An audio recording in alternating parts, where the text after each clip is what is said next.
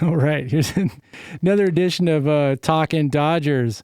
Before we get started, if you're looking to get into the podcast world, Command Creative Studios has your back. It's your one-stop shop for a professional podcast. With a team of audio engineers, music composers, and graphic designers, Command Creative Studios can get your podcast sounding professional as well as looking professional. For more information, please visit commandcreativstudios.com.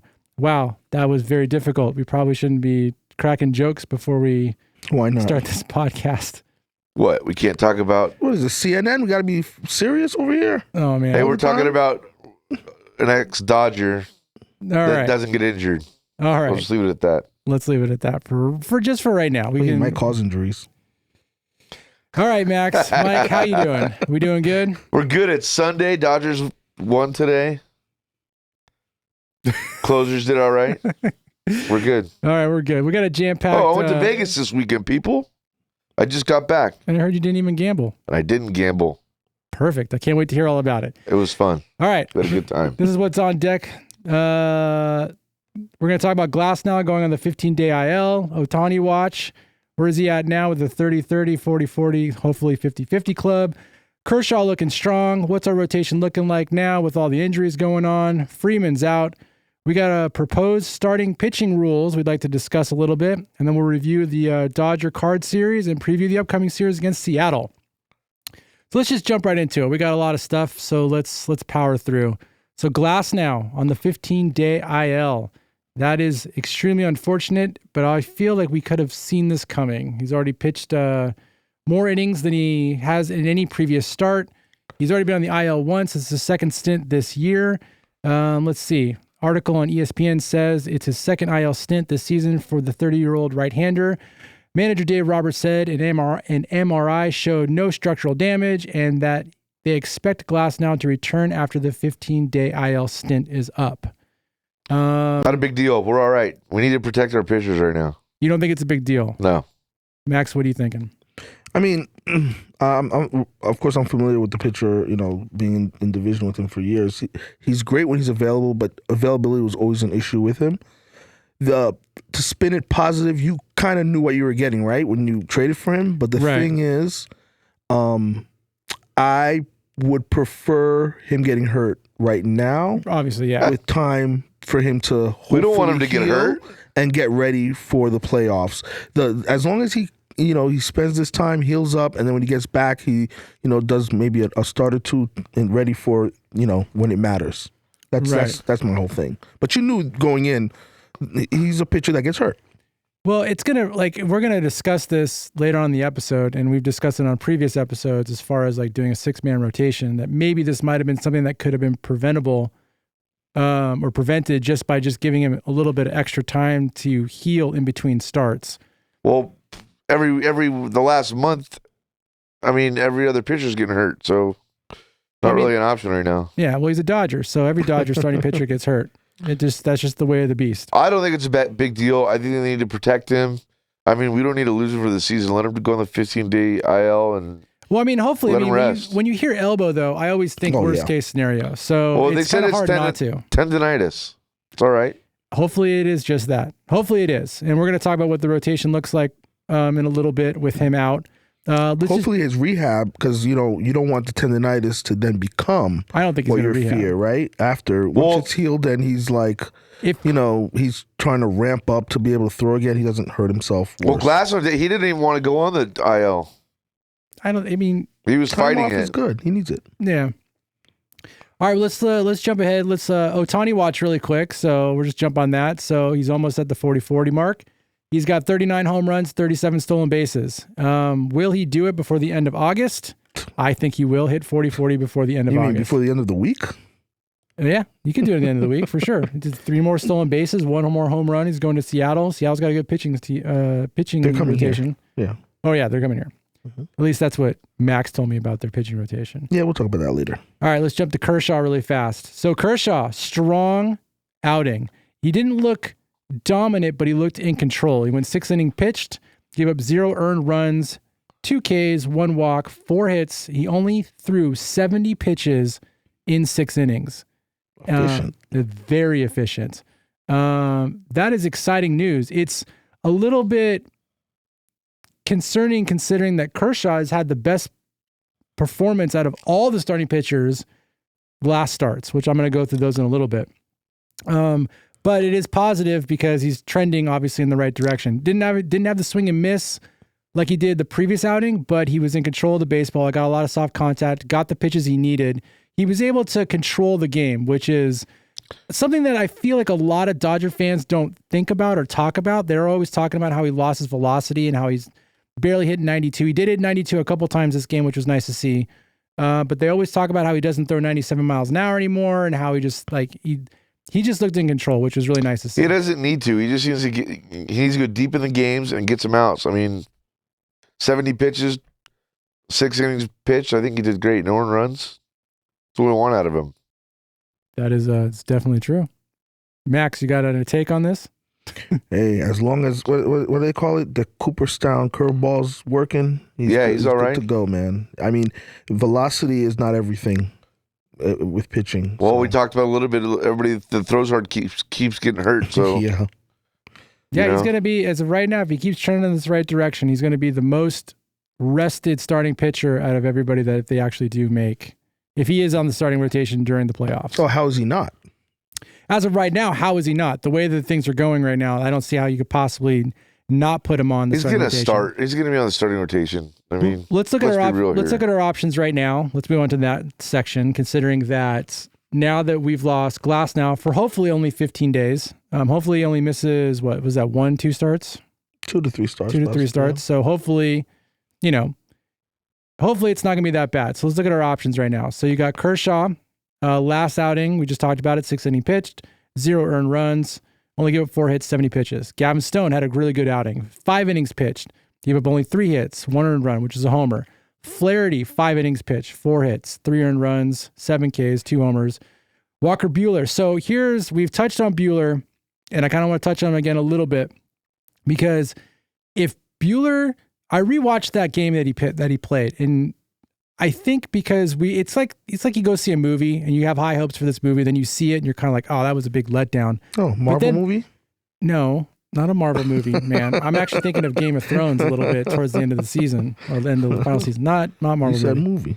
Okay, let's just say, like, when you know what you're expecting and you go and you see that movie a second time, regardless if you're just curious yourself, if you hated it, or if you're watching it with someone else, and the movie ends up not being that bad because you knew what to expect, it sounds terrible. Like, it sounds really weird the way I'm saying it, but going back and watching that game, Buehler did not pitch, like, he didn't pitch great, but he didn't pitch as bad as I felt he did when I saw the game the first time. You're gonna cut him a little slack. It's his first start back. So, first start back. I mean, he only gave up 3 hits.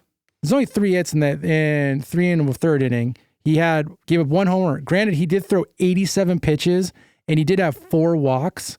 But if he can get command of those pitches, because he threw some good stuff. He wasn't throwing high heat, but he's scheduled to pitch against Seattle, right, Max? Can we? Yeah, I was just pulling that up. Yeah. If he can find command with his breaking pitches, I think you're going to see a pitcher who's a lot more efficient. And then when I was listening to our last episode, Mike, you did touch on how we do need Buehler. I think now, going into the playoffs, with the way Glasnow, I feel like I feel like his health is going to be uncertain. I think we know about Yamamoto, uncertain. We don't know. Gavin Stone, uncertainty. We don't know if he can actually hold up because he's a rookie.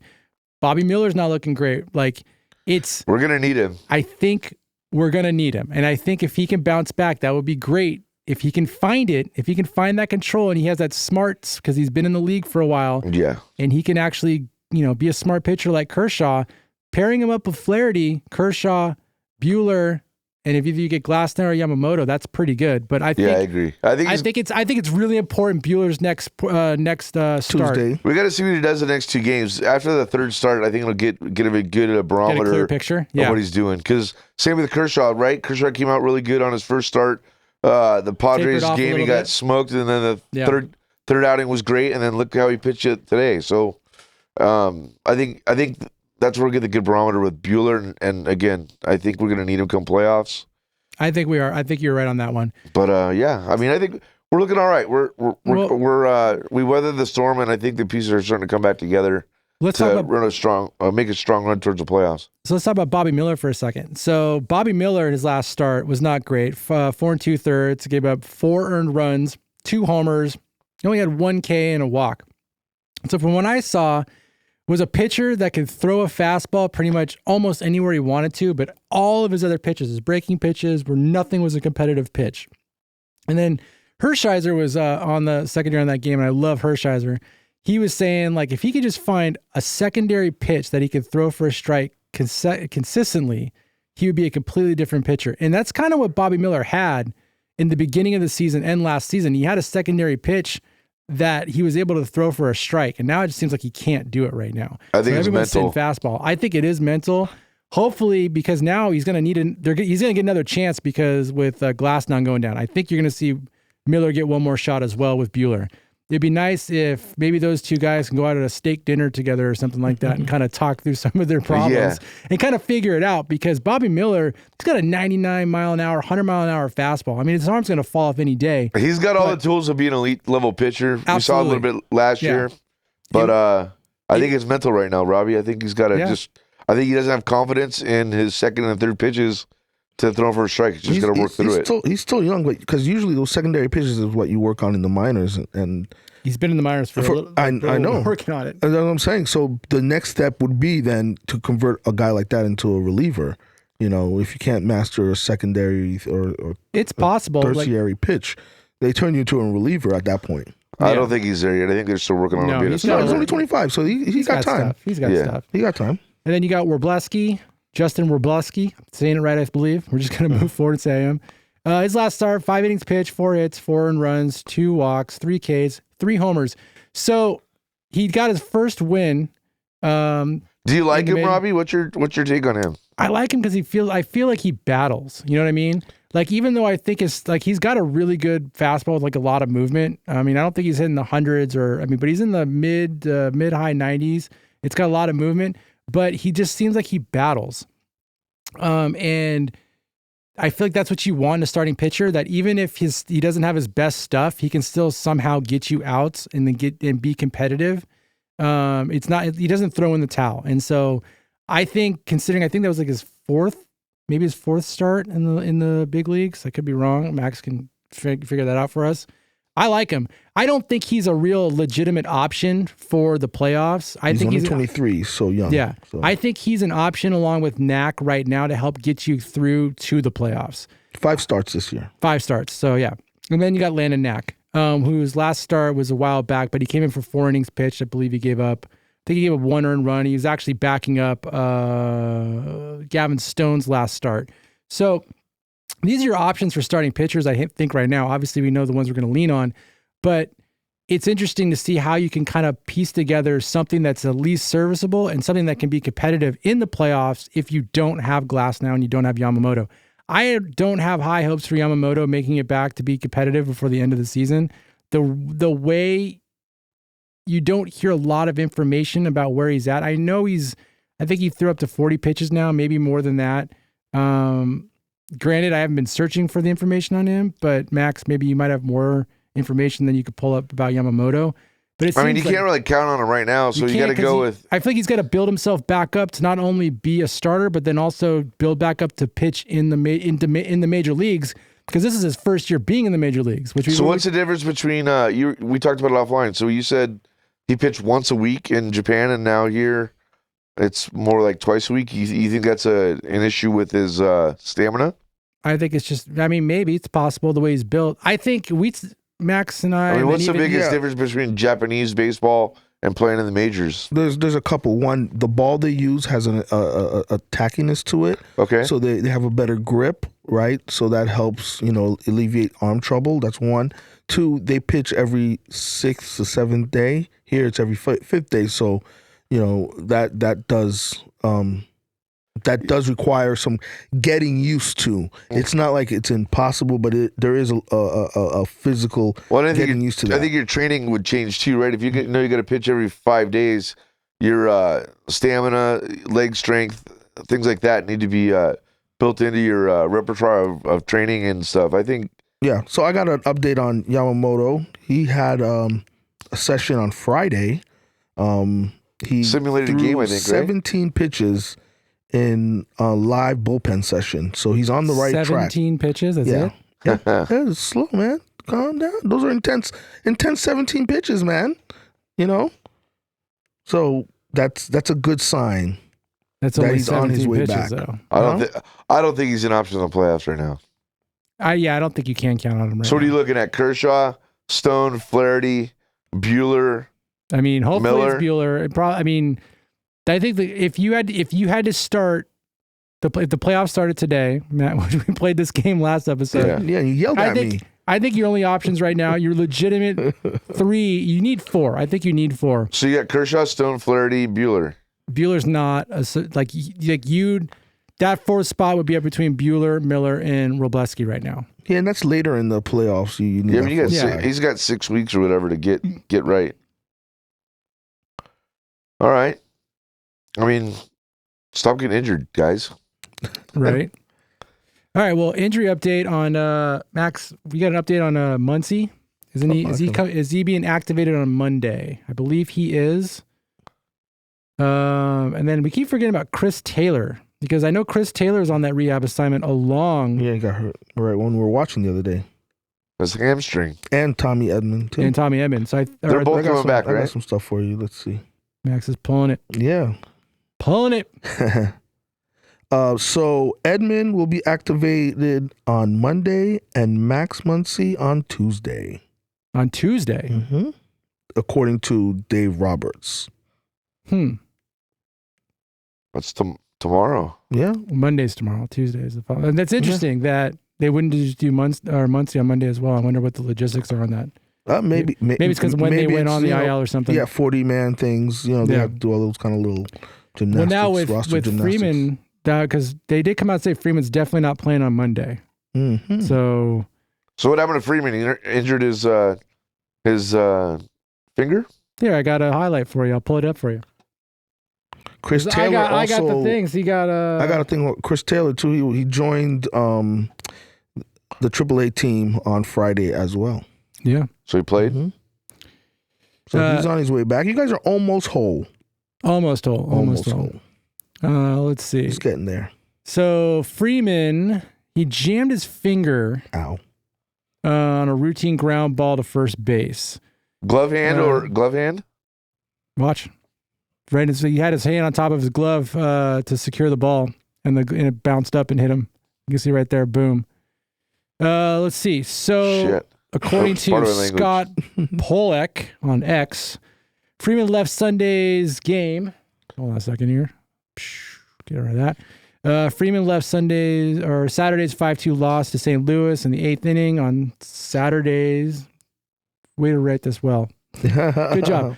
After suffering the injury while fielding a ground ball during the 7th inning, the x-rays were negative. Roberts told reporters at the time, "It's day to day. I'm hoping he's in there tomorrow. I'm sure he's going to do everything he can to play, but if not, then we'll just kind of read and react." So that was obviously on Saturday. So, well, the other thing is, I heard he's having trouble gripping a baseball bat. If he could grip a baseball bat, he would play. Yeah, that's all right. Let him rest for a couple of days. That's fine. I wouldn't mind Freeman getting a little bit more time on to rest up. I thought Muncy was coming back on Monday, so that would kind of relieve some of the stress of not having Freeman's bat in the lineup. But it is what it is.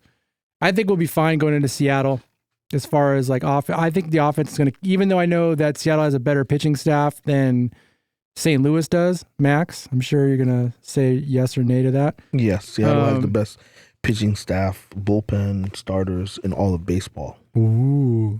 Statistically, of course. That's all right. We picked up, we got a win today. We moved up a game, so now we went into the Diamondbacks and the Padres lost. Yes.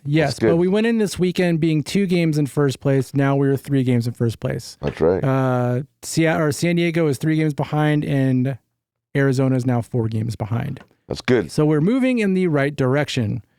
All right, let's talk about this next conversation, which Max has been itching for. So I moved it down in the list because I feel like we're going to get a little hot and heavy maybe on this one. No, nothing that happened there. All right, we've got a proposed starting pitching rules coming in.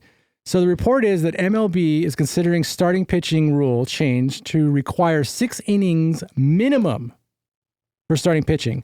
MLB is considering a new rule, 6 innings, in light of the recent rule changes aimed of speeding up the game and increasing action. The league seeks to enhance the rule of starting pitching and reduce arm injuries. Dumb. So that works.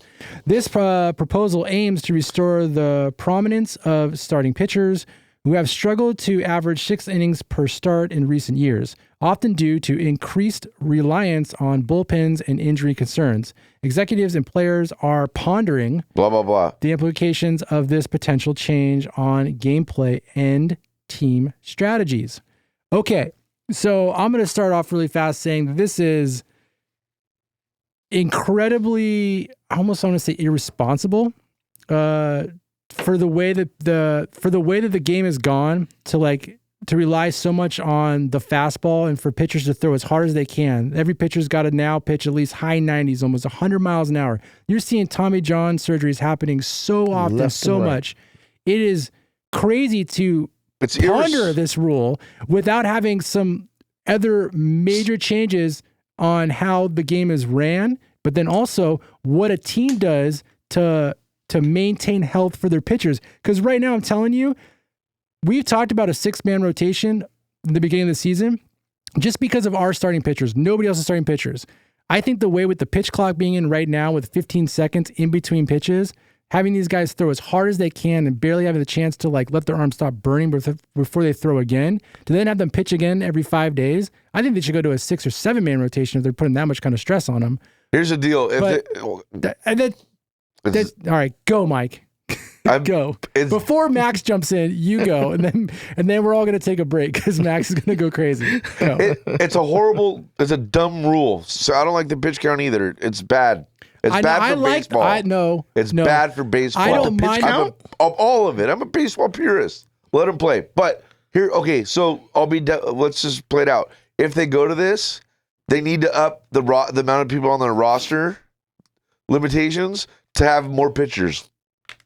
That's what I'm thinking. Major League Baseball might do that to throw the union a bone. You'd have to. You'd have to throw because you say, "Oh, I'm giving you another employee." You'd have 2 or 3 more starters on the roster. That could be something. But you might not need that though, because if it's a minimum of 6 innings, then you don't need that many relievers. Then you have to take out a reliever and replace them with a starting pitcher because they have to go 6 innings. Now, obviously, I think there's going to be caps on it. Like it's either 6 innings or the opposite team has scored 5 runs before the 6th inning, or it's like your pitcher has hit 100 pitches before. So there has to be some rules placed in there to make sure you're not destroying a player. Competitive balance. Yeah.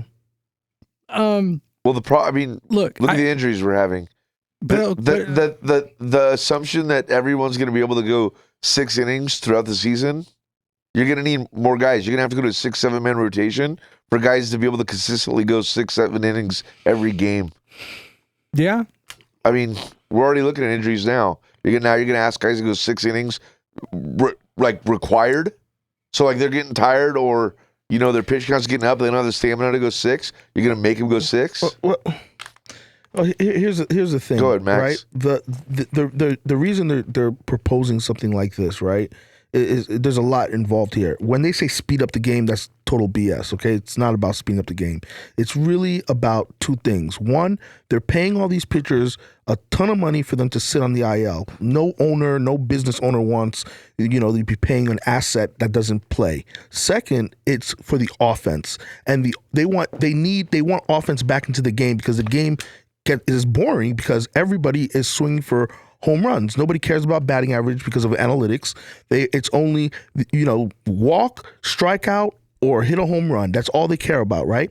So that is where they're trying to inflate and create offense. This problem started back in the late 90s when, the steroid guys were hitting home runs and Tom Glavine and Greg Maddux were making commercials about chicks dig long balls. And then the owners, it all comes back to money. They all started paying these guys an exorbitant amount of money to hit home runs. And then you get guys like Billy Beane and they want to do analytics and be like, yeah, home runs is how you're going to win games. Now, every team does analytics, and they all want to hit home runs. So then what do the pitchers do? Okay, if you guys are all going to be swinging for the fences, we need to throw as hard as possible to blow it by you because you're swinging, you're not trying to get a base hit or a double or get on base, anything like that. You're swinging from, with everything you have. So I'm going to blow it right by you. So offense is down. All the numbers are down.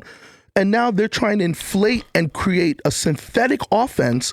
But when the problem was caused by them with all this analytics and we want to hit home runs only, like nowadays a 300 hitter is like a freaking unicorn. Bring steroids back. That's not. Bring steroids back, and we'll get some. Get some offense. So the problem is, it always comes back to money. You're paying these pitchers top dollars to throw hard, and you're paying these hitters to hit home runs. They want a second baseman to hit 30 home runs a season rather than have a 300 batting average and 30 doubles. You know what I mean? They don't value that anymore. What's that guy that we talk about all the time, Luis Ariz? He's on the Padres now, yeah. Yeah, sometimes he's flirting with 400, and he's been traded 3 times because nobody cares about that because he doesn't hit home runs. He doesn't hit doubles. Once. So it's like, He's been traded twice in the last 3 years. So do you like it, Max, or no? What's your thought? Like, I understand what they're trying to do because honestly, I prefer the more dynamic baseball that we used to watch in the 90s, right? Agreed. Me too. Yeah. With doubles, I'm with you on that. Singles, an occasional bunt, a hit and run, a sacrifice squeeze. This swing for the fences, everybody batting 250 is a great thing. I don't like it because you'll sit there, even if they shorten the game, for two hours, 3 hours, but there's very little action. There might be 3 home runs the whole game, and you're like, the rest of the time it's like, hoo ha ha, I'm ready to take a nap. Like that's why the generation behind us, they don't find baseball exciting. They think it's boring because there's no action. You know what I mean? Look, the NHL did something great they changed the blue line and all this kind of stuff to help create offense. And I think hockey is even better now because they did certain rules to enhance the game so not every game is a 1-0 game, right? Because offense is what sells.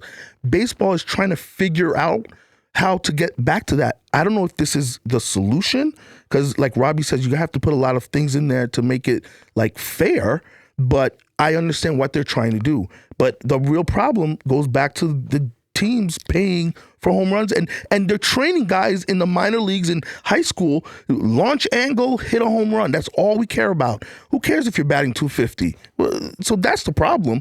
Until they change it down the line where you're getting more, where you have a mix of players. You can have a Tony Gwynn, you can have a Wade Boggs, and then you can have a Barry Bonds. You don't have to everybody try to be Barry Bonds. Then the game becomes one-dimensional, almost like base basketball where everybody's shooting threes. The game is not as dynamic as it used to be. So that's where I don't like analytics, where it's one way is the only way you can win. So that's my whole take on this. I know I was a little long-winded, but that's all right. Max, I've been waiting all day for this. That was amazing. Thank you so much. Yeah, it's I don't like change. I really don't. I love it. I don't like change. Oh, that's a good one. I think by them doing this, it's dangerous. Very. It's dangerous for the sport, the integrity of the sport. It's dangerous for the pitchers. The health. It's dangerous for the health. It'll help the health, they're saying, because now the pitcher doesn't have to throw 100 miles an hour because he knows he has to go 6 innings. So he's going to pace himself. So they think this will mitigate some of the injuries because they won't go as hard as they can. Didn't they think that with the pitch clock or the pitch clock? The pitch clock was for the hitters. They wanted the pitchers to, not throw as hard, and it didn't work. So now they have to go even further. And I'm afraid they might have something else in their big board of, hey, if that doesn't work, we got to do this. Like, I'm sure they do. Sure they do. Because they're desperate to get offense back. It's crazy. Well, I don't know. They keep messing with it. Yeah, the pitch clock was again for the hitters. It's so the pitchers don't have time to ramp up. So now you throw in, you got to go 6 innings. You can't get bailed out at 4 or 5. Well, guess what? You're definitely not going to try to throw as hard as you can because you got to last, or you're going to blow your arm out. I don't know, man. Yeah, we'll see. It's dangerous. The other side to me is like managerially, if a guy's getting winded or tired in the second inning or getting smoked, like you're just going to leave him in because he's required to go to 6 innings? Like I said, how does all that play out? There's got to be some kind of like rule in there with them. You give up a certain amount of runs by, you know, if you've given up 5 runs by the 4th inning or something like that, you could take the pitcher out. If he's hit if he's hit 100 pitches by this time, you could take him out. I think there's got to be some rules in there. Maybe they don't, because back in the day they didn't. Guys were thrown with busted arms, and they had to try to complete the game as best as they could. But how many times have you seen a pitcher get taken out before they go through a rotation the 3rd time? Now, because analytics all the time. It seems like it all the time. You're not allowed to see the 3rd time around the world. It seems that way. I think that alone right there would solve that problem happening. Oh, as long as you reach, seeing, the rotation, the lineup 3 times, you're able to come out. No. What I'm saying that's not bad though. No, what I'm saying is, if you go, if you go through an entire rotation 3 times, you can come out. You can, yeah. That's when that triggers that you're allowed to come out, because if you're getting bombed, well, dude, you're out. Yeah, but what inning are you obviously probably going to be in if you go through a rotation 3 times? 7 innings, 6, 7 innings, hopefully. Yeah, you're already there, man. Yeah, you're already there. Oh, I mean, they have to put some kind of restriction. No, what I'm saying is, if you're forcing a pitcher to go at least 6 innings, that's going to force that pitcher to see a lineup for the 3rd time at least. Like it's pretty darn close. Yeah, unless they're pitching a no hitter or shutout or something. Yeah, that's what I'm saying. It's either 6 innings or you've reached 27 batters or 21 batters or whatever. Sure, something like that. I don't know, man. They're desperate. That's not right math, dude. Anyway, they're desperate. Dumb rule. 27 batters. Dumb rule. That's the whole thing. No, I'm just saying, they're desperate. If anybody's listening to this episode, you got a hot take on it, please send us a message. Let us know what you're thinking of the new pitching rule, because I think it's... does it improve the game? Is it better for the game or not? What do you guys think? I would think there's a lot of things that have to go along with it. You just can't say they have to go 6 innings pitched. Yes. I think one rule that they might want to change at some point, I think 15 seconds in between pitches is a little much. I think they might want to pull that back down to 20 seconds or something. They were talking about reducing it. Even more than 15 seconds? They're talking about 12. There's no way, dude. Yeah. That's way too much. That's way too fast for them. They need some base hits, man. They need the game to be a little more exciting. All right, let's move on to recaps. Really fast. Don't forget, if you like what you're hearing, please hit that like and subscribe button. Tell your friends, tell your dog, neighbors, dog walker, or somebody. Help us spread like a virus. Max, you got an ad spot for us? Oh, an ad spot of course.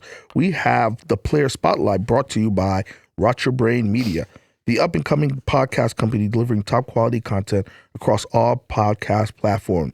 From sports entertainment to in-depth movie and TV reviews, Rot Your Brain Media is your go-to for fun and exciting content.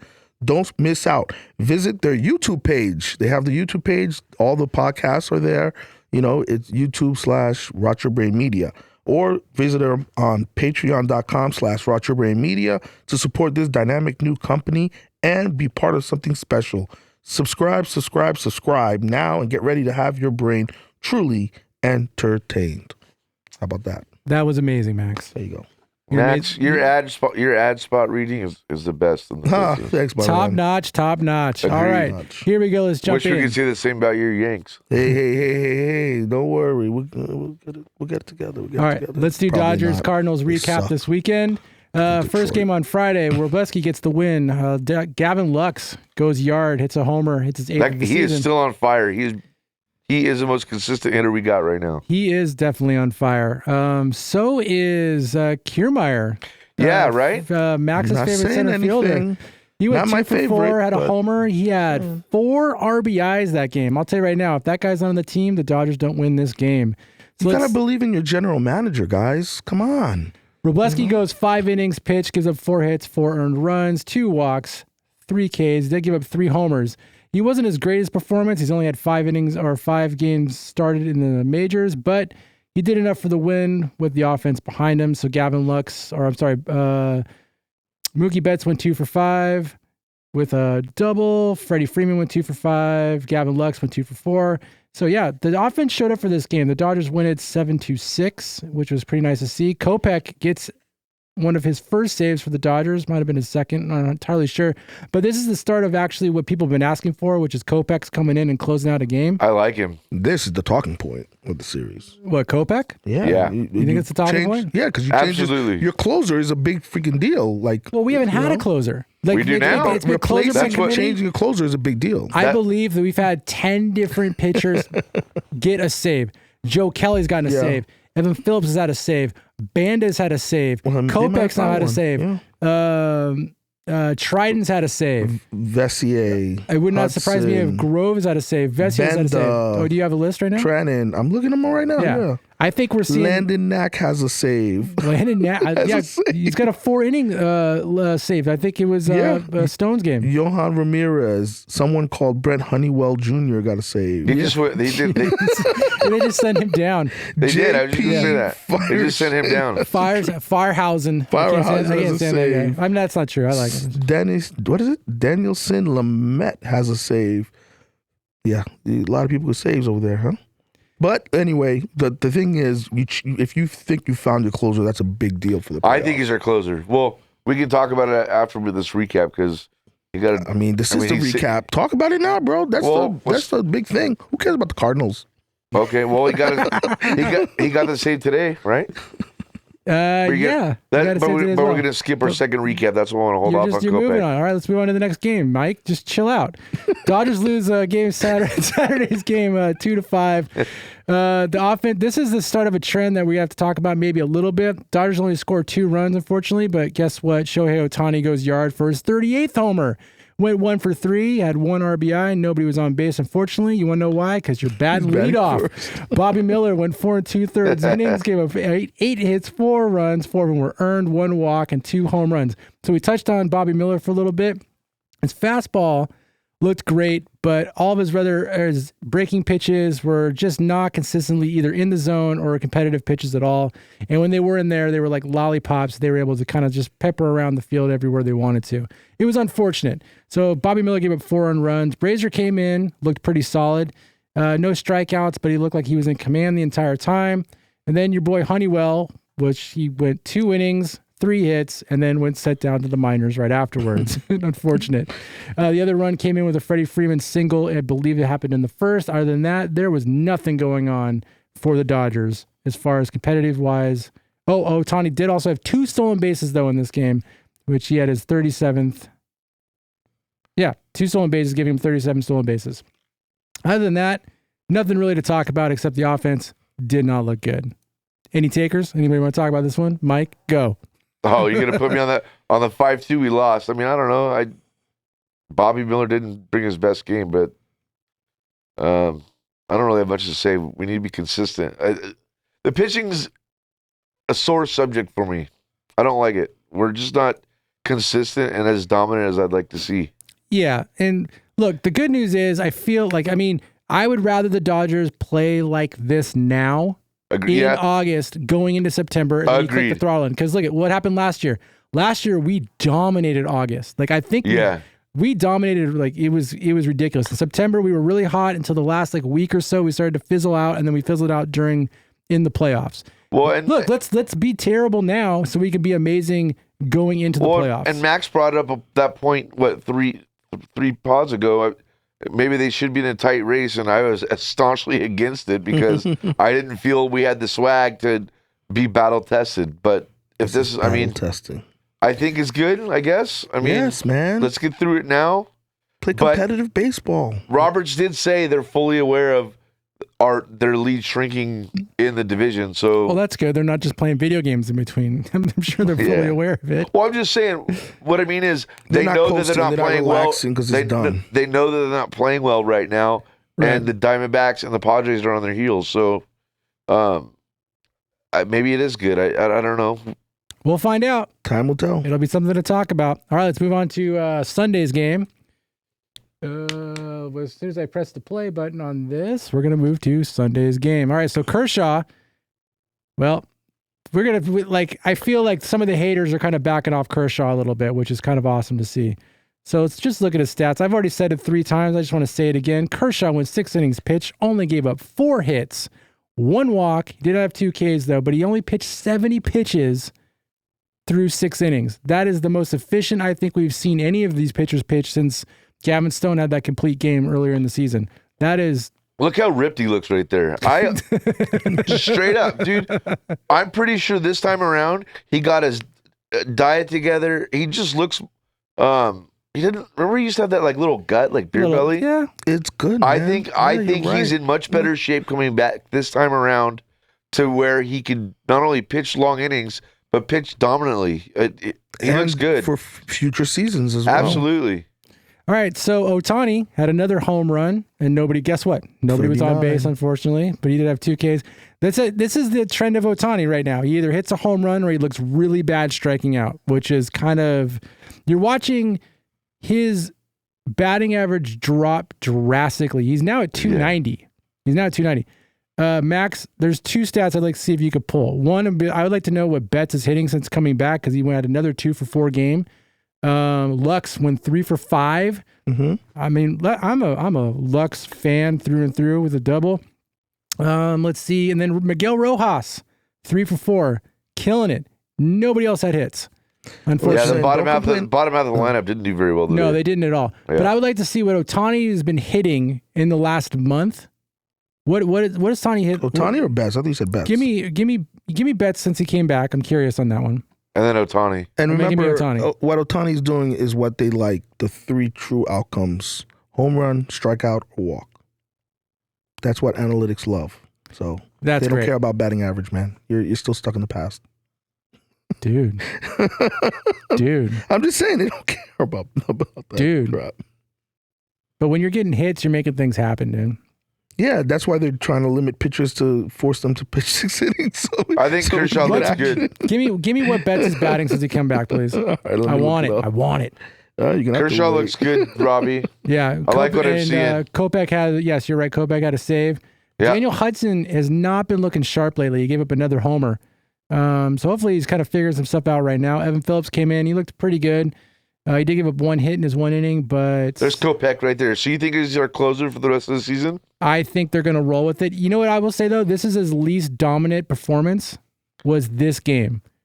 Like, he didn't look like he had his best stuff, but he was still able to produce out. Yeah, he got the win, or he got his... I mean, he got the save, not the win. He was able to still produce it. I like him. I think he should be our closer here on out, and then... He's got the stuff for a closer, which is nice. It's basically what everybody thought, what I thought Gratterall had, because Gratterall for some reason... Good point, I was just going to bring him up. He has like 100 miles an hour, 101 miles an hour fastball, but people seem to hit it like it's... If it's straight. Yeah. It's crazy because maybe he doesn't have any movement. Yeah, but with Kopech's fastball, there's a lot of movement, and you don't see them making a lot of contact on it. He pitches it high and in, which is nice, and he's able to hit that strike zone, which is good. He's got a little bit of swag, too. I like it. Oh, yeah, dude. With a beard like that, with a face like that, you have to have swag. Does he have a ponytail, too? I think he's got a bun. I don't know. I'm just saying. All right. So for Betts, he's batting, you love your batting average, 333. Since he's came back? Yeah, man. I thought that would have been higher than that. Okay. It's 24 at-bats only, I mean. I know. It feels like he's been going 2 for 4. 2 home runs, 4 RBIs. That's good. 8 hits. Yeah, what's his OPS? His OPS is 958. Since coming back? Yeah, 24 at-bats. What's Ohtani's OPS? Because that thing is dropping as well. Ohtani's OPS? Mm-hmm. I know you analytics people like OPSs. During the same period, or? No, I'm talking about, I want to see what his is for overall a month. For the year? I know what his overall is. It's 990. Yeah, 990. I'm talking about what it's been for like the last month. I don't know where you're getting your stats at. ESPN, Baseball Reference. Guy named Phil. I thought he was like 4 for 20 or something, or 5 for 22. I don't know. Who? Ohtani? At one point, he was 2 for 19, but that was 3 games ago. He's still productive because he's hitting home runs, even though they're of the single bombs, the single variety. Well, I mean, but you've also have Nick Ahmed and Austin Barnes at the bottom of that lineup. They're not getting on base, unfortunately. I mean, Barnes was doing pretty good at the beginning of the season, but you're watching his batting average drop now. So in the same kind of 7-day period, he's had 31 at bats. He's batting 161. Yeah, his OPS is 751, slugging 516. But he has 3 home runs, 4 RBIs, and 3 walks. 4 RBIs and 7 strikeouts. There you go. They're all solo home runs. Yeah. The bottom half of the lineup is not getting on base. I mean, Well, that's what happens when you bat first, though, right? You're gonna like Robbie said. Once Muncy comes back, and you got, and then if Edman comes in and can be a good hitter, if he starts, Freeman comes off his hopefully very short 1 to 2 day not in the lineup. This lineup gets long. You're taking Barnes out, you put Smith back in there, you take Ahmed out, obviously. You move Rojas back in that spot. Yeah. But then you've got you had Kike playing first right now, which Kike hasn't been doing it bad since he got, new glasses. But you put Freeman back there, but then you put Muncy at third base.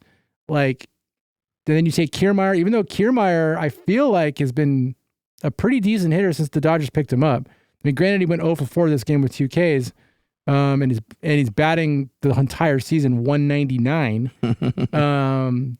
But you get a more consistent hitter in center field to complement Teoscar Hernandez in left and Betts in right. That's going to be a long lineup that should give Ohtani hopefully more opportunities with runners in scoring position. You got Edman coming. I will say this as well. I've also been witnessing Ohtani have a really bad swing when there are runners on base, and it's not like there hasn't been anybody on base in front of him. Because if I go back. I'm going to go back to Saturday's loss because I do believe, and that might be a bad. Well, while you look that up, your favorite center fielder is in the same period of time we were looking at. What did you say to me? My favorite center fielder? Yeah, he's batting. It's a rap reference. He's batting 375, OPS of 1,000, slugging 625. So check this out. Your favorite center fielder's favorite center fielder. So I'm curious I don't see the left on base. I should probably click on another thing. It'll give it to me. For Friday's game when the Dodgers beat the Cardinals 7-6, they won that. But the bottom of the lineup goes Miguel Rojas goes 2 for 4. Kiermaier goes 2 for 4. Kike Hernandez goes 1 for 4. So those guys are on base. Somebody's on base when the lineup turns around, when it's Ohtani's turn. And Ohtani strikes out twice, goes 0 for 5 in that game. I just think, when I've been seeing runners in scoring position lately, I've seen like his swing changes. Like it's all or nothing, or I just got to hit anything no matter what. I will not walk and pass the baton to the next person. I got to go for everything. He's probably pressing. I think he is pressing. Well, maybe next one. Let me not say it.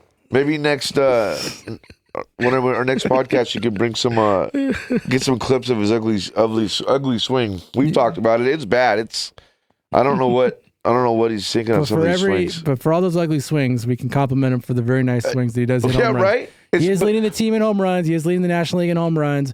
He is definitely a powerhouse to be reckoned with, and I feel like we're maybe picking on him a little too much. Well, but it's because you expect. I mean, I don't know what we expect, to be honest with you. We just want to win every game, and we want the guy that's making $700 million to be. I think what we're talking about, Robbie, is that guy every time. Well, Robbie, I think what we're touching on is, as elite of a hitter he is, those swings we're talking about are so, I don't know how you say it, like they don't look like a swing someone of his elite level talent. It looks like a guy who can't pick off the spin off the ball. Right, exactly right. It looks like Kike Hernandez before Kike got glasses. It's a weird habit he has. It's a weird habit he has for an elite level baseball player he is to have swings like that where he's not even close to the ball. He's stepping out.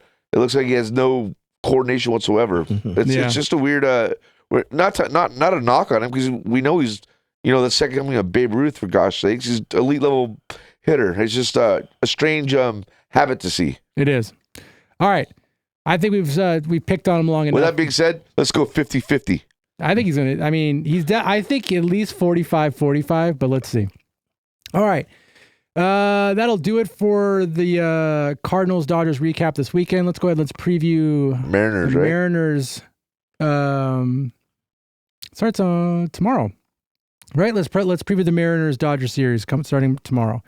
All right, so Max, you want to jump through this one? Yeah, Mariners aren't, they're not really scary. They do one thing really well, and that's pitch, up and down their rotation and their bullpen. They got solid pitchers. They're number one in pretty much all kinds of pitching statistics, but they cannot hit. They added a couple of pieces. 30th in the league in average. Yeah, but that's a little misleading still because they added some pieces during the trade deadline, but it still hasn't caught up. You got one of our favorite Dodgers. Yeah, your former third baseman Turner, and they added a Rosarino. Red Turn 2. Shout out Red Turn 2. Yeah, so that's his IG handle, by the way. So they can stalker. They can come out and they can hit a little bit now that they have some players, but their real thing is pitching. If they're gonna beat you, they're gonna outpitch you. I was telling you guys offline, the Mets, who have a solid offense, went there last weekend and they scored 1 run in 3 games. Wow. Their pitching staff completely freaking neutered them. So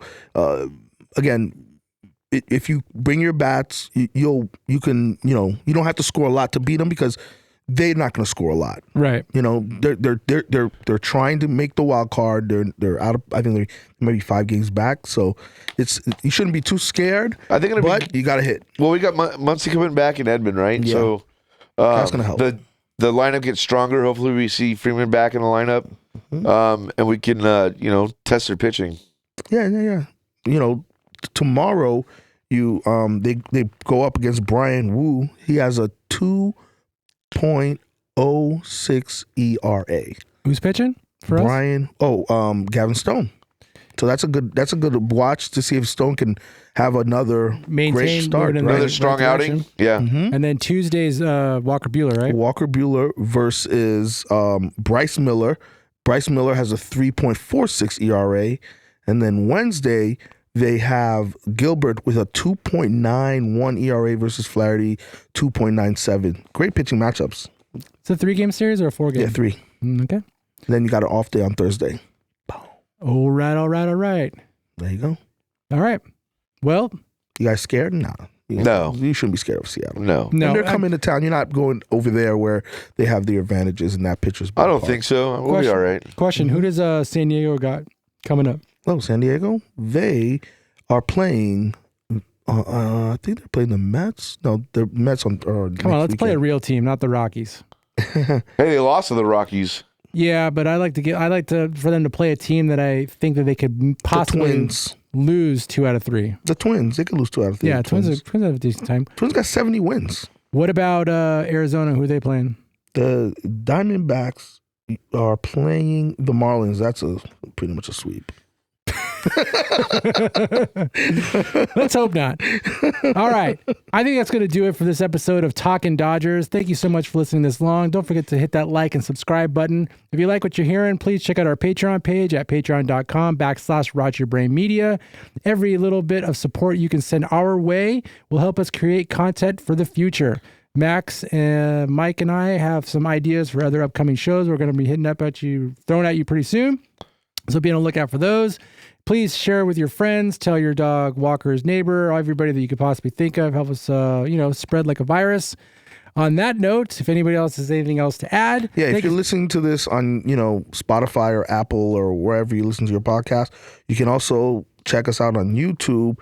All the podcast episodes are up there. You get to see some highlights, our ugly mugs. So that's at youtube.com/rotyourbrainmedia.